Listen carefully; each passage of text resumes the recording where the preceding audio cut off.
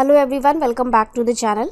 आप लोग कई बार इस तरह का क्वेश्चन करते हैं कि अगर हमने कोई शेयर्स एंड सिक्योरिटीज़ या म्यूचुअल फंड्स परचेज़ किए हैं या फिर हमने प्रॉपर्टी की परचेज़ की है तो उसे हमें अपने इनकम टैक्स रिटर्न में कैसे डिस्क्लोज़ करना है। तो आज की वीडियो में हम इसी टॉपिक को उठा रहे हैं। बहुत इंपॉर्टेंट टॉपिक है कि परचेज़ को हम अपने इनकम टैक्स रिटर्न में कहाँ पर दिखाते हैं। जब भी आप अपनी ITR फाइलिंग स्टार्ट करते हैं तो आपको सबसे पहले अपने AIS को चेक करना है। AIS आपका डिटेल फॉर्म है और अगर आप TIS में जाएंगे तो वो समरी फॉर्म है। जिस तरह से मैंने यहाँ पर ओपन किया हुआ है, TIS में आपको सारा डेटा मिल जाता है कि आपने कितनी शेयर्स एंड सिक्योरिटीज़ में इन्वेस्टमेंट किया हुआ है, कितना आपने सेल किया हुआ है, कितना आपने परचेज़ किया है। सेल ऑफ सिक्योरिटीज़ तो हमें अपने इनकम टैक्स रिटर्न में दिखानी ही होती है, ये तो कंपल्सरी है। नहीं दिखाएंगे तो आपको डिफेक्टिव रिटर्न का नोटिस आ जाएगा। सेल ऑफ सिक्योरिटीज़ और परचेज ऑफ सिक्योरिटीज़, ये जो दो वैल्यू यहाँ पर दी होती हैं ये कभी भी एक्यूरेट नहीं होती है। तो जब भी आप इनकी रिपोर्टिंग अपने इनकम टैक्स रिटर्न में करेंगे तो आपको अपने डीमैट अकाउंट में लॉगिन करना है। वहाँ से आप स्टेटमेंट को डाउनलोड करेंगे और वहीं से आप फिगर्स को लेकर अपने इनकम टैक्स रिटर्न में फिल करेंगे। यहाँ पर जो ये वैल्यू दी हुई हैं ये एस्टिमेटेड वैल्यूज़ होती हैं।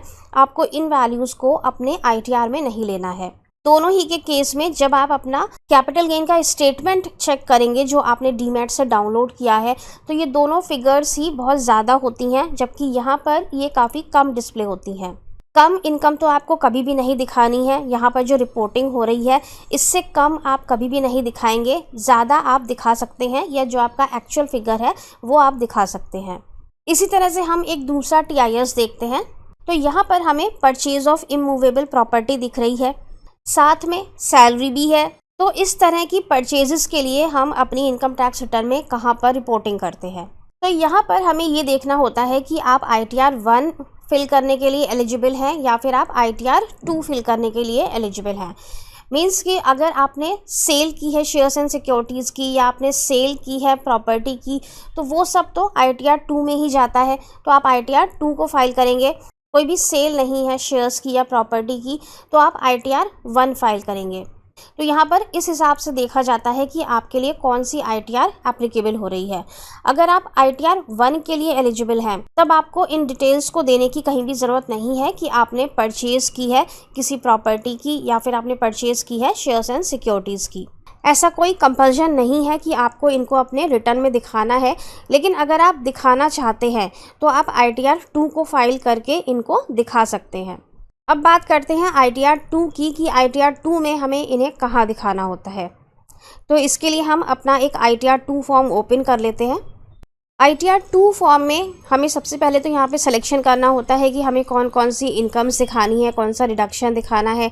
यहाँ पर हम जब अदर्स के कॉलम में आते हैं तो यहाँ पर हमें मिलता है शेड्यूल असेट्स एंड लायबिलिटीज़ और यहाँ पर क्या लिखा हुआ है, details of assets and liabilities if total income is more than 50 lakh rupees. इस शेड्यूल को हम टिक कर लेते हैं और ITR फॉर्म को ओपन करते हैं। शेड्यूल समरी में सबसे नीचे आएंगे, कंप्यूटेशन ऑफ टोटल इनकम के ऊपर यहाँ पर हमें मिलता है शेड्यूल असेट्स एंड लायबिलिटीज़। अब ये कहता है कि अगर आपकी टोटल इनकम 50 लाख रुपए से ज़्यादा की है तो आपके लिए कंपल्सरी है कि आप अपनी असेट्स एंड लायबिलिटीज़ को डिस्क्लोज़ करेंगे।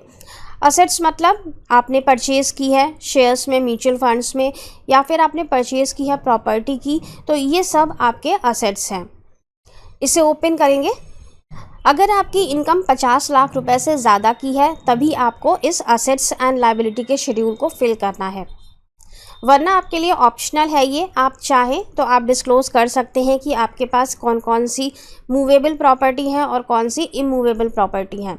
लेकिन अगर आपकी इनकम 50 लाख रुपए से ज़्यादा की है तो ये आपके लिए कंपल्सरी है कि आप यहाँ पर डिस्क्लोजर करेंगे।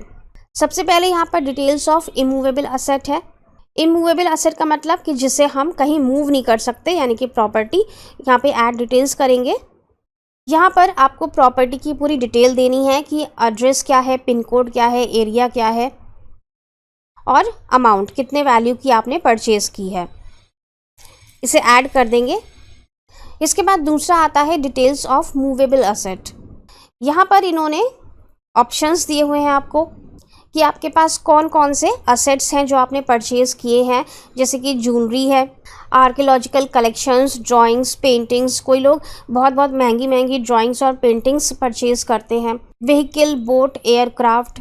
फाइनेंशियल असेट्स भी यहाँ पे देने होते हैं आपको, आपके बैंक अकाउंट में कितना बैलेंस है। शेयर्स एंड सिक्योरिटीज़ आपने कितनी ली हुई हैं। इंश्योरेंस पॉलिसीज़ आपके पास कितने अमाउंट की हैं। कोई लोन्स एंड एडवांसेस आपने दिए हुए हैं। कैश इन हैंड है आपके पास, वो डिक्लेयर करनी है कितनी कैश इन हैंड है। ये सारे आपके मूवेबल असेट्स हैं जो कि मूव किए जा सकते हैं, उनकी डिटेल्स यहाँ पर दी जाती है। और इसके बाद है यहाँ पर liabilities in relation to assets. कोई लाइबिलिटीज़ हैं आपकी इन असेट्स के रिगार्डिंग, तो वो अमाउंट आप यहाँ पर दे सकते हैं। इसके बाद आपको शेड्यूल को कंफर्म कर देना है। तो इन शॉर्ट हम ये कह सकते हैं कि आपको परचेजेस अपनी आईटीआर में नहीं दिखानी होती हैं।